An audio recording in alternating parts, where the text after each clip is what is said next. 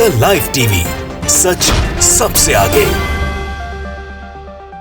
दोस्तों, मैं बात हफीज हूं। 2014 में मोदी जी जिस मंच पर जाते थे तब एक ही बात करते थे और कई सारी बातों में से जो सरकार उस वक्त की कांग्रेस की थी उसको नीचा दिखाने के लिए कि चीन बार बार हमले कर रहा है, चीन बार बार घुसपैठ की कोशिशें कर रहा है और चीन जो हमारी केंद्र में बैठी कांग्रेस की सरकार है वो कुछ नहीं कर रही है, ये मोदी जी कहा करते थे।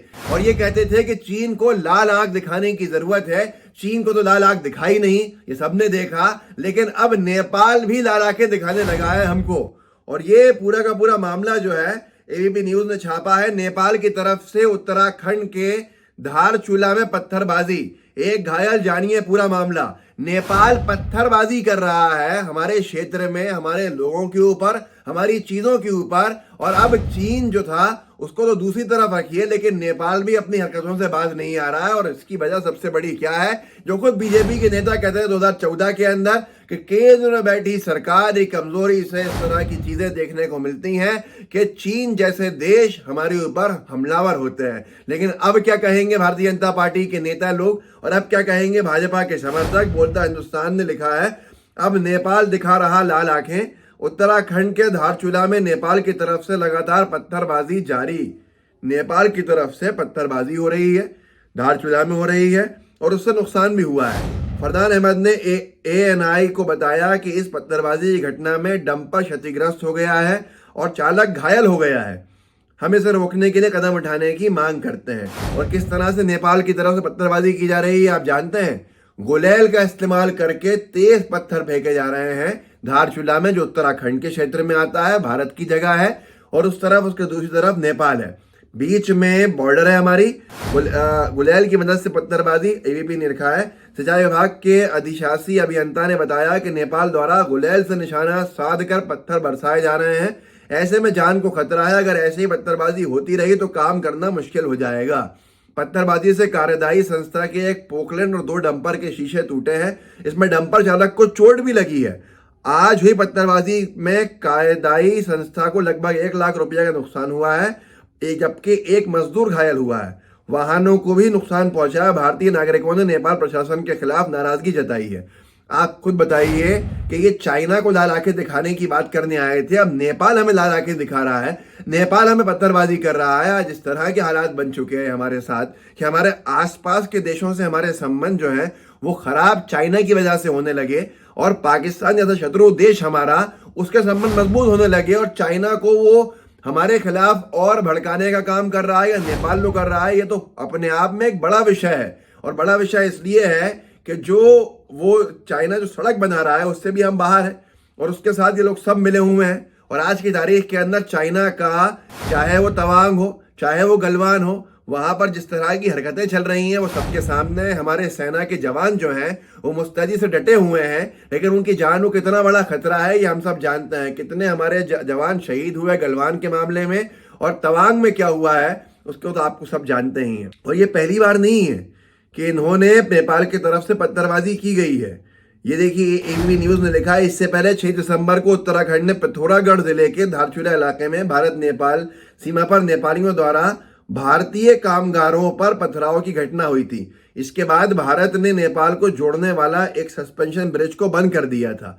आप खुद बताइए कि नेपाल ने 6 दिसंबर को ही पत्थरबाजी करी और नेपाल ने फिर से पत्थरबाजी करी। नेपाल निरंतर पत्थरबाजी कर रहा है धारचूला के अंदर, और यहाँ पर गोदी मीडिया, मेन स्ट्रीम में जो हेडलाइंस चलती हैं वहां से ये पूरा का पूरा मामला गायब है।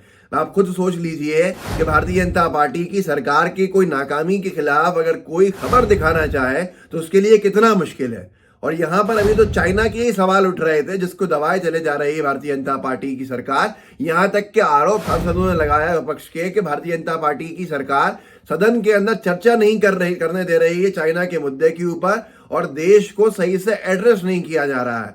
किस तरह से गार्जियन ने, किस तरह से लंदन के एक अखबार ने, गार्जियन ने एक स्टोरी ब्रेक करी जिसमें कितना बड़ा खुलासा किया, कितने बड़े मामले उठाए तवांग को लेकर। उसके बावजूद भी हमारी सरकार ने, मोदी सरकार ने उस पर कोई भी कार्रवाई नहीं करी, कोई भी आवाज नहीं उठाई। एनबीटी ने लिखा, हरकतों से बाज नहीं आ रहा नेपाल, धारचूला में फिर हुई पत्थरबाजी से जेसीबी का शीशा टूटा, मजदूर घायल। एबीपी न्यूज ने लिखा है, वॉच नेपाल ने धारचूला में फिर किया पत्थरों से हमला, 11वीं बार की यह हरकत। सामने आया वीडियो। आपको जान के हैरानी होगी कि 11 बार पत्थरबाजी की घटनाएं नेपाल की तरफ से घटित हो चुकी हैं। भारत की जमीन की ओर पत्थर फेंके जा रहे हैं, भारत के लोग उसके अंदर घायल हुए हैं, भारत की संपत्ति का नुकसान पहुंचा है, जो गाड़ियां टूटी हैं। लेकिन गोदी मीडिया को इस पर न कोई बहस करना है और गोदी मीडिया को न ही इस पर कोई सवाल जवाब करना है, क्योंकि सवाल जवाब किससे करेंगे? अगर नेपाल की पत्थरबाजी के सवाल जवाब करेंगे तो क्या बीजेपी की सरकार के ऊपर आरोप नहीं लगेगा?